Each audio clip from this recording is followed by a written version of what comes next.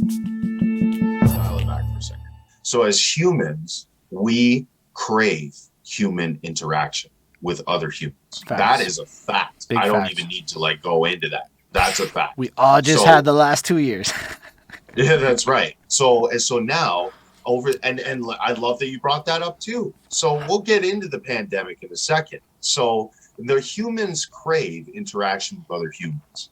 That's a fact. And the disconnect was that it wasn't personal anymore. When you went over to this other platform, you could find someone in Nigeria that you want to talk to in seconds and send them a message in real time. They'd probably be sleeping, but in real time, send them a message and they would see it when they get up in the morning and then they would connect with you and message with you. But the thing is it's like a blessing and a curse in the same thing. It's a double-edged sword because that person will never actually get that personal human interaction with you that you get only when you're in person talking to that person.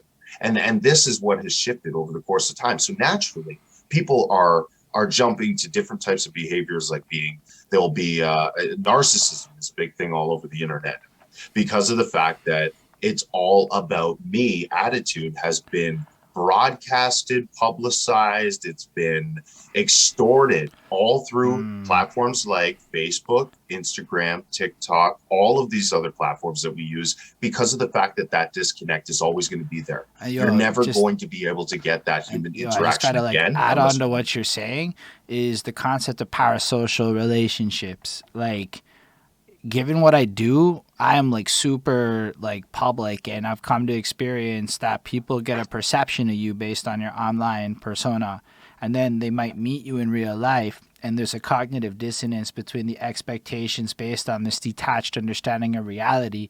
And then, like, it's almost like you can't even mesh proper in real life because we don't even fully understand how to take the parasocial characters we've created that have interacted possibly even for years and bring them into the real world. And that's been one of the weirdest challenges for me over the last couple of years. and fair enough because this has actually really affected a lot of people and I'm not saying that I'm some sort of an expert. I'm a marketing Now, you expert, sound that's what I on know. point so far. Like, I'm going to say I- it on and point as fuck with this. yeah. So, and I appreciate that. So, so, anyways, it's more or less what's happening now. If I was to be able to give somebody a little insight, what's happening as the average person in my mind is that when I speak to people, it's like it's like a little bit different. You feel like it's almost like you feel like they don't trust you. You know what I mean? Because you're like, I know that this is an internet thing, and I know that there's a lot of missing variables here, but usually when you're operating as a business or a brand or somebody who's serious about what they're doing, well, the conversations are pretty focused. Like you're talking about music, you're talking about collaborations, you're talking about things of that nature. But when you're talking about like relationships, where people are and young people are doing it all over the internet, they're looking for relationships with people they don't even know. They don't even know, and they're constantly in search of these relationships. And with that disconnect that's happening, it's like it's hard to believe that you will ever find it. It's like you're searching for something you're never going to find because you're trying to find that authenticity. And You're trying to find transparency, and you're never going to get that if but it's it's even only more than internet that. based. I'm You're gonna never going even to get go that. beyond that, right? Like, a lot of the internet-based thing creates checklists, right? A checklist way of thinking. I've talked because I've not been doing this shit since 2014. So back when I did internet dating, you had to meet in real life. Okay, like it didn't work if you didn't meet in real life. But now it's like Right. wildly like I have had homeboys break down stories of girls who have taken notes on them mid date. I've heard like all kinds of wild shit where like the filters, the presentation, everybody's trying to check the boxes on their side and find the people that best check their boxes. Almost like we're creating shitty algorithms, but we don't know how to make algorithms, so we're bad at it.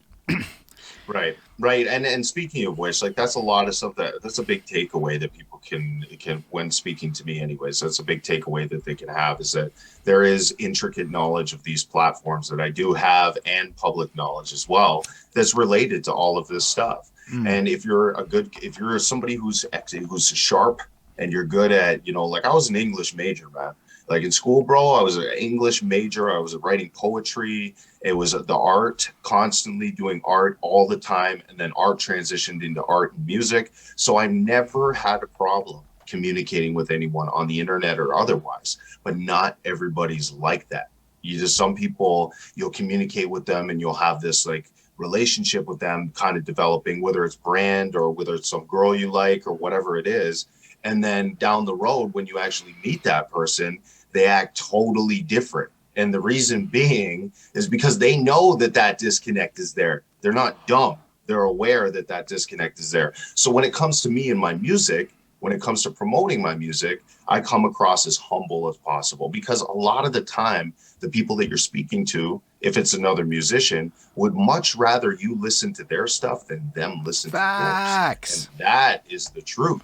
They want you Biggest to listen to facts. their stuff, and they'll act like they're your friend, homie. They'll act like All the they're your time. big buddy and everything, just so that you can like their stuff. And this is the narcissistic behavior that I speak of. This is what it is, brother. I You mean, I know? don't even like everything you just described there. Real talk, man. Like wildly, 100%. I'm gonna grab the door. yeah, no worries. Sorry about Wildly, that. like I'll hear. I mean, I mean, I've met a lot of people. I don't even talk really a lot about me making music unless it can organically squeeze in. If I can organically squeeze that shit in, I'm gonna promote myself to the day I die. But like, the truth is I know that most people who want my approval of their music don't give a shit about the music I make. And like, people don't even really like, my least favorite question is, what do you think about this? I'm like, nah, B, you don't really want to know. Don't ask questions you don't want to know the answer to. So Right. it's like the language that surrounds this strange commodification. Like, I find rappers wildly treat other rappers like they treat girls, and that getting fans is like getting vagina.